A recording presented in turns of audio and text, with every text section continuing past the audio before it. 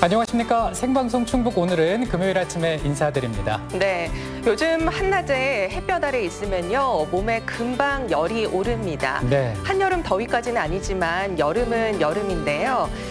우리 폭염으로 굉장히 열이 많이 오르는 도시가 있죠. 바로 대구인데요. 대프리카라고 불릴 정도니까요. 맞아요. 이곳에서는요 올해부터 대대적인 양산 쓰기 운동을 펼친다고 합니다. 네, 사실 비를 막는데 우산까지 쓰는데 자외선을 차단하기 위해서 양산을 쓰지 말라는 법은 없겠죠.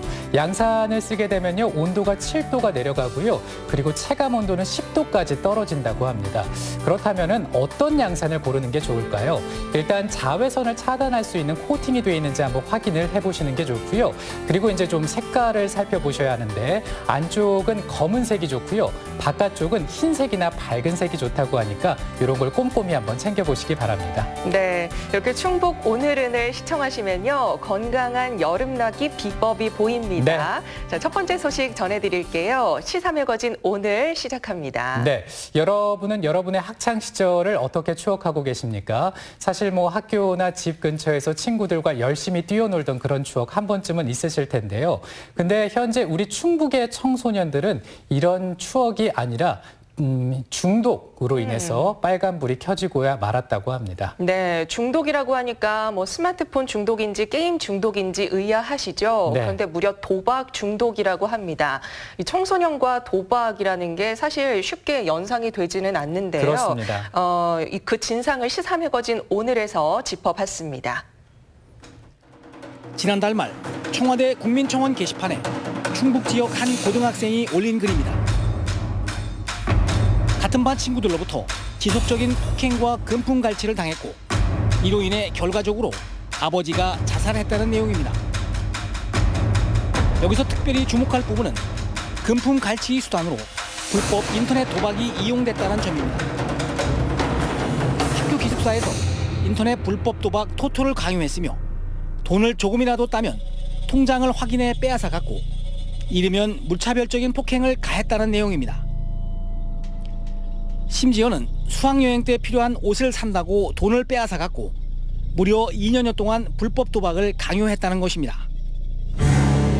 이처럼 돈의 중고생들 사이에 핸드폰을 이용한 인터넷 불법 도박으로 인한 문제가 심각한 상황입니다. 분명히 하고 있는 것은 도박임에도 불구하고 그 위험성을 잘 느끼지 못하고 있는 게 가장 큰 위험이고요. 그리고 두 번째는 이제 본인들이 돈을 벌고 하는 것이 아니라 이제 주변 부모님의 용돈으로 시작을 해서 이제 심지어는 부모님 카드를 몰래 사용을 하는 경우도 있고 또 부모님의 뭐 비밀 뭐 주민번호나 이런 걸 도용해서 하기도 하고 이제 그런 게 이제 범죄화 된다라는 사실을 인식하지 못하는 상황에서 진행을 하다 보니 2차, 3차의 범죄에 노출이 되어 있고 심각한 경우에는 이제 인터넷에 뭐 대포 통장 같은 거를 만들어서 이제 판매를 해서 그 돈으로 다시 이제 게임이나 도박을 하는 경우들도 발생을 해서 이제 자신들이 하고 있는 게 범죄인지를 모르는 게 가장 큰 위험성인 것 같아요. 특히 충북 지역 청소년들의 도박 중독 비율은 전국에서도 가장 높습니다. 전국 17개 시도를 대상으로 실시한 지역별 도박 문제 실태 조사 결과 충북 지역의 중고등학교 재학생들 중 문제군 비율이 4.1%로 전국에서 가장 높은 것으로 나타났습니다. 충남 3.1%, 경남 제주가 3.0%로 뒤를 이었습니다. 여기에다 위험군의 비율까지 합칠 경우 충북 지역의 레드존 비율은 10.8%에 달해 전국 평균인 6.4%보다 훨씬 높은 수준을 보이고 있습니다. 저희가 2015년에 실태 조사를 했을 때 5.1% 정도 문제 위험군 비율이 나타났습니다. 그런데 지금 2018년도에 조사된 거에 의하면 1.3%가 증가해서 6.4% 전국적으로 청소년 도박 문제가 심각하다라고 나타나고 있습니다. 근데 이제 더욱이 이제 충북 지역의 문제 수준이 어느 정도 되는지가 많이들 궁금해하세요. 그런데 충북 지역은 10.8%로 나타났어요. 그러니까 전국이 6.4%에 비해서도 월등하게 높게 나타난 거죠. 더욱 특이한 점은 도박 장소가 학교인 비율이 타 지역에 비해 충북 지역이 월등히 높다는 점입니다. 학교 내 도박 비율 전국 평균이 9.8%인데 비해 충북은 17.8%에 달합니다. 도박 액수에 있어서도 50에서 100만 원을 사용한 비율이 전국 평균 0.5%인 반면 충북 지역은 2.2%로 나타났습니다. 100만 원 이상을 도박 자금으로 사용한 비율도 전국 평균이 0.5%지만 충북은 1.9%로 나타났습니다. 이와 같은 통계 수치를 놓고 볼 때 도내 중고생들의 도박 중독 문제는 심각하게 우려할 수준입니다.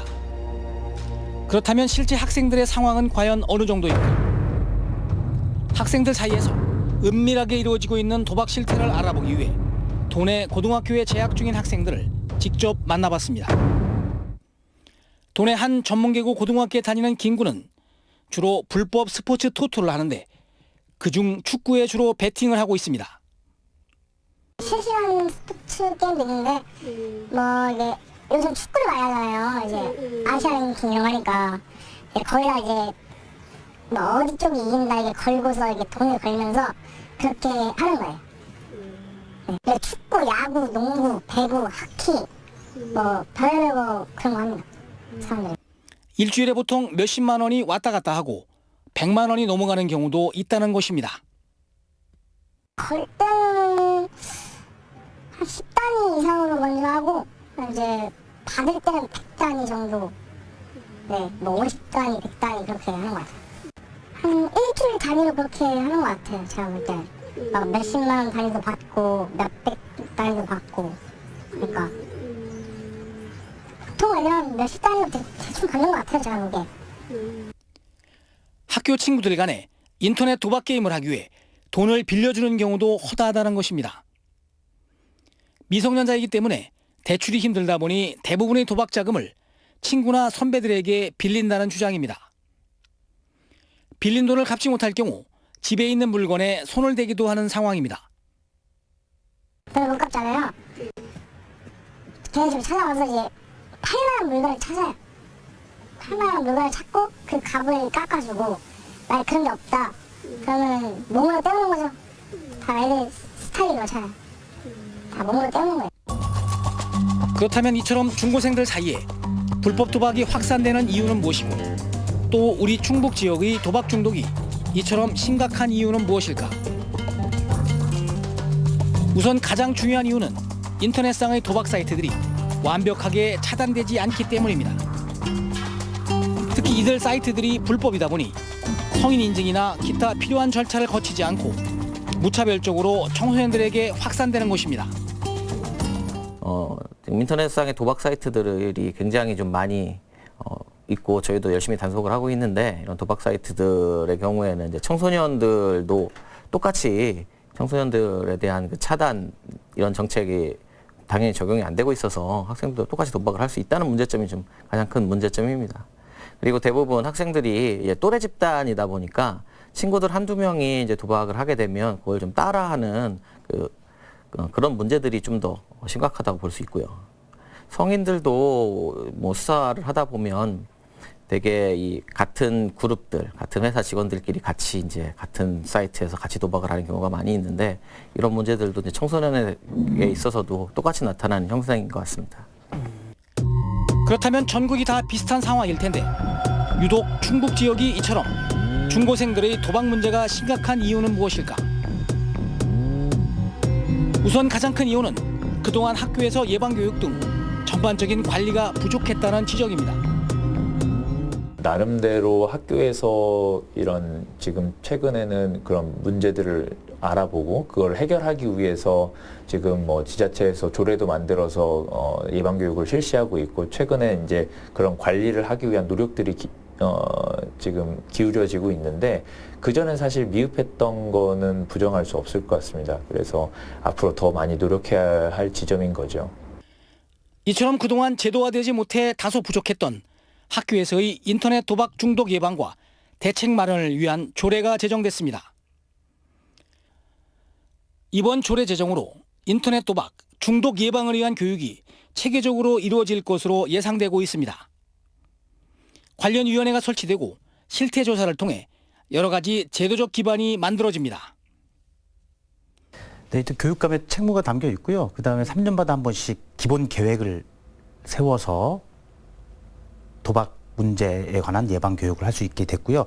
그다음에 학생 도박 예방 교육위원회를 설치해서 또 위원회에서 각계 이제 전문가들이 이렇게 계획에 관해서 검토하고 심의하고 자문할 수 있게끔 했습니다.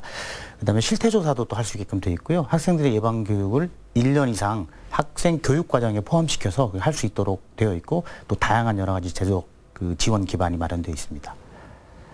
전문가들은 중고생 자녀들의 휴대폰을 이용한 인터넷 도박 중독을 막기 위해서는 부모의 관심이 무엇보다 중요하다는 의견입니다.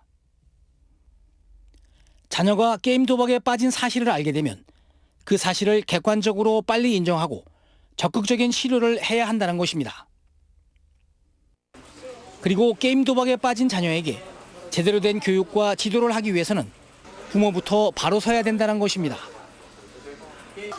부모가 평안하지 못하고 제대로 역할을 하지 못할 경우 자녀들이 도박 중독에 빠질 확률이 더욱 높아지고 벗어나기도 어려울 수 있다는 주장입니다. 또한 청소년들의 도박 중독에 관한 문제는 청소년 개인의 문제라기보다는 우리 사회의 총체적 문제라는 시각이 설득력을 얻고 있습니다.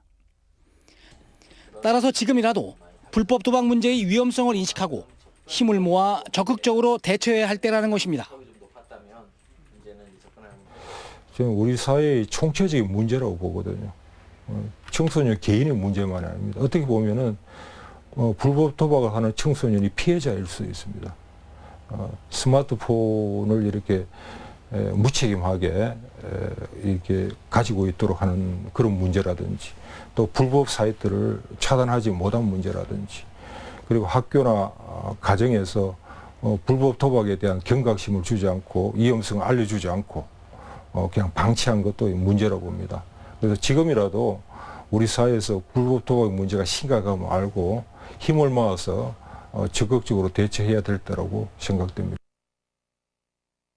네, 중고생들의 도박 중독 문제는 도박에만 그치지 않습니다. 학교 안에서 채권 채무 관계가 형성이 되면서 학교 폭력이 발생하고 있다고 하고요. 그리고 빚을 갚기 위해서 사기나 절도 등의 범죄까지 저지르고 있다고 하네요. 네, 이렇게라면 성인기의 범죄로까지 그리고 도박 중독으로까지 이어지는 건 시간 문제일 텐데요. 네.